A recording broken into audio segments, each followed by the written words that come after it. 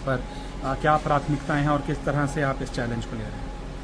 माननीय प्रधानमंत्री जी ने पूरा विश्वास रख के मुझे ये जिम्मेदारी सौंपा है। मैं कल कर्नाटक में था, रात को इधर पहुंच के मैं आज सुबह इधर आके चार्ज लिया हूँ, कार्यभार संभाला हूँ। पूरा डिटेल से जो भी इधर अभी हमको देखना है, निर्णय लेना है, इस सब के बारे में इंफॉर्मेशन लेने का और पूरा मिनिस्ट्री समझने का कोशिश मैंने किया हूँ। लगभग 11 बजे से अभी 3 बज रहे हैं, 3 बजे तक हम कंटिन्यूसली मीटिंग किया है। मुझे विषय नया है, पूरा समझने के बाद डिटेल में आपसे बात करूंगा। मैंने आज चार्ज भी लिया हूं और सीनियर ऑफिसर्स पे डिटेल में बातचीत करने का कोशिश किया हूं।